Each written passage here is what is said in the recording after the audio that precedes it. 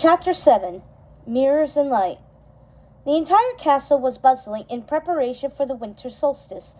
The servants were in a tizzy, making everything perfect for the king's return, and the queen was seen to every detail. I think we should have the king's favorite, of course, and then a little something more delicate for the ladies. Pheasant, I think, and a mushroom, and wine sauce. That would be lovely, don't you think? Wonderful. And some roasted sweet potatoes with rosemary. And I think the king would come to the kitchen personally to thank you if you made your pears in brandy sauce. The cook smiled as the queen continued. And if you can manage it, a 6-layered cake of chocolate, hazelnut, and cream cheese. A bit rich, but we could serve at anise afterward. Verona came into the room looking a bit muzzed, strands of her hair falling from atop her head, and her cheeks smudged with what looked like ash. I'm sorry to interrupt you, my queen, but I would like to discuss the decorations. I was wondering if you had anything in mind. The queen looked up from the list she was going over with the cook and smiled at Verona. I do, actually. I have many trunks in my private chamber, filled with the decorations my father made for my mother many years before I was born. Verona looked relieved. How lovely, my queen. Would you like me to start unpacking them? The queen thought about it for a moment and said, I would love your help, Verona, along with a few of our most capable maids. The mirrors will have to be washed before they are hung, of course, but I prefer to unpack them myself, if you don't mind. I completely understand, my queen. Then the queen looked to the cook and said, If you'll please excuse me, I will leave with you the menu I've written up. If you have any questions, we could discuss it later this evening. Of course, my queen, he responded. And with that, the queen followed Verona to the queen's private chamber. No one in the castle had a key to this room but the queen and Verona. As the queen took the key off the little belt under the fold of her blouse, she felt a tinge of nervousness. She slipped the key into the lock and turned it, then slowly opened the door. Dread. The room contained all of her mother's and father's things. The last of her father's mirrors, the portrait of her mother, as well as decorations that were lovingly packed away in crates, probably by her own mother's hands the year before the queen's birth. The king had the items moved to the castle when he and the queen were married. He had never before had a reason to come into this room, and truth be told, she had tried to avoid it. It was full of fragments of her old life, and now it felt like as if she were stepping into a cold, dark crypt. She noticed Verona shiver too. The queen opened the trunk, and a rush of memory flooded over her. The trunk smelled of her father's house. It's strange how a scent can call up such vivid memories, practically transporting you back in time. The smell of the shop, the moldy, musty scent of her former home. She pushed the thoughts out of her mind as she unwrapped the little mirrors, noticing a face that looked much like her mother's reflecting back at her.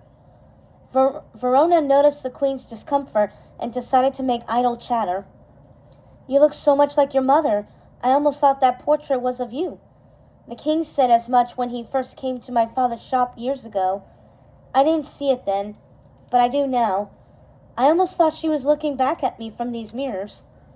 Verona smiled. She thought to herself how lucky Snow was to have the queen as her stepmother, and the winter celebration would make the girls so happy. If only those horrible sisters hadn't decided to stay for the solstice. Verona felt uneasy in the sisters' presence, and wondered how the queen did not feel the same way. Why had she invited them to stay for the celebration? Verona dreaded the sound of their rustling skirts, and their chattering voices coming down the hall in the morning. Their annoying high-pitched laughs, simmering whispers, and their habit of finishing each other's thoughts and sentences were far too much for Verona to bear. She almost wished the sisters would cross the line somehow, do something that would justify the queen's asking them to leave. One couldn't help but focus all attention upon them when they were in the room. They were like that, morbidly appealing. Verona often found herself looking at them in fascination, curiosity, and revulsion, hoping her face did not betray her when the sisters caught her staring at them with a sickening awe. Snow came into the room, interrupting Verona's thoughts. Lucinda says we are going to put candles and mirrors in the trees like Grandma used to on Solstice Eve, Mama. Is that true? It is true, my little bird, the Queen said. You may help me if you like. Snow smiled and said, I would love to, Mama. Let me tell my cousins I can't have tea with them, and I will be right back. The Queen noticed that Verona looked disturbed by something as she watched the girl run off. What is it, Verona? Verona made a funny pinched expression, pushing her lips to the side. She looked as if she were thinking of the right words. Speak frankly, please, my friend. Don't censor yourself on my account. Well, my Queen, those sisters are rather, peculiar. The Queen agreed. I hate to be uncharitable, but what is wrong with those women? They seem quite deranged. The Queen could hardly stifle her giggle as she said, I think they might have had a sheltered upbringing, and it's made them quite odd. Verona laughed. Sheltered indeed. Perhaps in a damp cellar? The Queen giggled outright. They look as if they'd never seen the light of day. The Queen never knew Verona to speak ill of anyone, and she loved her all the more for being so frank with her now. Why do they paint their faces so white? It's hideous. They look like absurd dolls brought to life by a mad alchemist. The Queen chuckled again. Stop it now, Verona. You don't want Snow to hear you. She'll be back any moment now. The two women giggled like little girls while the Queen unwrapped the solstice decorations. The mirrors reflected the light coming from the arched windows on their happy faces. The weeks passed quickly, and soon the winter solstice eve was upon them. Snow draped the grounds, and the entire castle was infused with candlelight. The Queen imagined how lovely it would appear to the King as he made his way up to the castle. It must look like a magical castle from a fairy tale, a luminescent dream floating against a sea of darkness. Every tree was filled with candles, reflected in the tiny mirrors hanging from the branches, casting the light beautifully, making the castle and the grounds otherworldly. Snow White looked spellbound. It was the first time since those strange sisters arrived to court that the girl seemed to be completely at ease. The Queen wondered where the King's cousins were. They had waited a fortnight for this evening, and now they were nowhere to be found. Snow, do you know where your cousins are? The Queen asked. Snow gave her mother a weary look. I'm sorry, Mama, but I didn't want to ruin our party. I think you'd better tell me, little bird, the Queen said more sternly than she had ever spoken to Snow before. I'm not quite sure where they are. They were acting so strangely when we went on our walk today, Mama, saying those scary things again.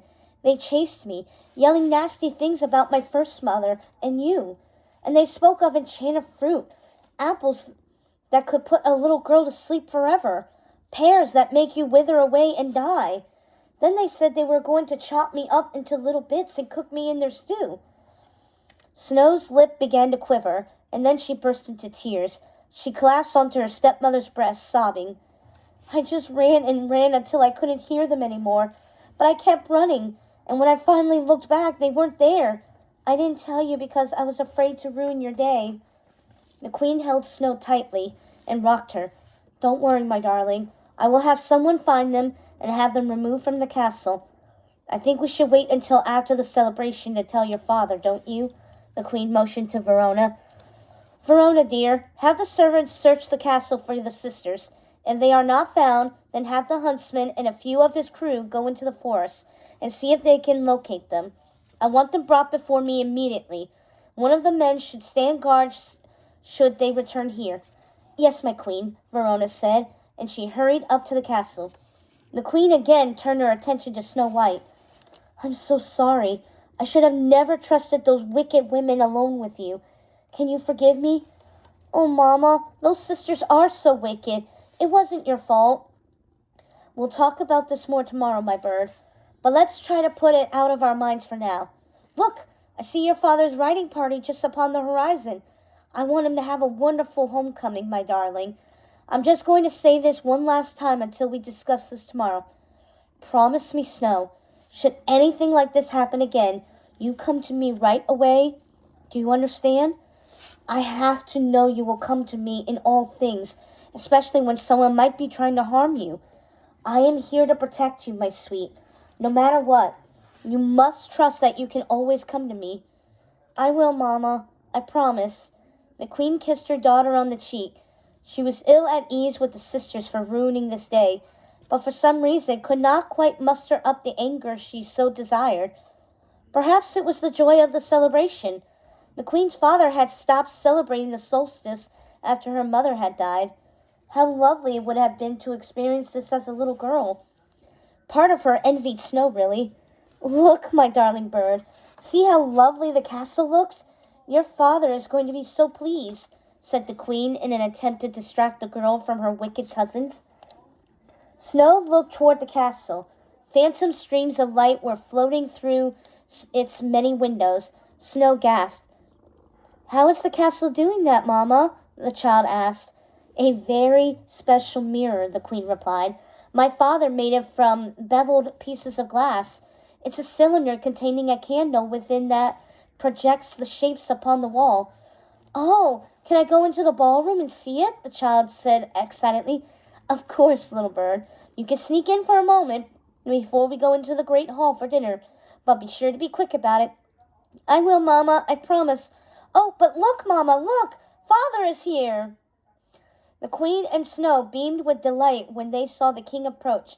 His eyes welled up with tears as he dismounted his steed and embraced them both, first kissing his wife, then taking Snow into his arms, lifting the girl into the air and kissing each of her plump little cheeks. Oh, I missed you both terribly, he said. He again seemed different. Each time he returned from battle, he was a little less himself, and a little bit more at the same time. The experience seemed to both harrow his soul and enrich his understanding of the evils the world held. The family entered the castle together, hand in hand, and walked into the great hall, which was adjacent to the ballroom. Snow, remembering that her mother had granted her permission to peek into the ballroom, slipped her hand out of her father's and entered what seemed to be another world. She stood at the center of the room, near the stone table which had the mirrored cylinder perched upon it. Tilly, one of Snow's favorite ladies at court, was standing nearby, spinning the cylinder when it started to slow its cycle. Beautiful, isn't it? Said Tilly. It is, Snow said, captivated by the images of suns, moons, and stars gliding across the ballroom walls. She imagined how lovely all the ladies in their dresses would look later that evening, spinning in circles along with the music. Then suddenly the doors of the ballroom burst open, and the king entered. He looked enraged. Snow had never seen him the least bit angry, and now this. Snow, what is the meaning of this? He spat. Mama said I could see the ballroom before the feast, Snow said, her sad eyes pleading with her father for understanding. His anger did not subside. I would have never suspected you of such cruelty, Snow. Then peeking from the large arched doorway, Snow saw them, Lucinda, Martha, and Ruby, their dresses covered in mud, tattered and torn, their hair a frightful mess with little bits of twigs and leaves. They were bright patches of pink skin showing where the white paint had been scraped off their faces, sometimes to the flesh. And Martha had lost one of her shiny black boots, revealing a green and silver striped stocking that had a large hole in the big one, which she was desperately trying to hide with her other foot. I can't believe you would do such a thing, said the king. Martha was choking with deep sobs as she spoke. She's a horrible, wicked girl, tricking us into falling into that hole, Lucinda continued. She planned it all along. I know she did. She hates us, added Ruby, who was trying in vain to pull the twigs from her ringlets. Look at what the child did to us. She must be punished. The odd sisters chimed in unison. The king looked from his daughter to his cousins and said, Indeed she shall, and grabbed his daughter by the arm. You will go to your chamber and not reappear until I have called for you. Do you understand? The look on Snow's face was pure terror. She tried to protest, but the king would not allow for explanations.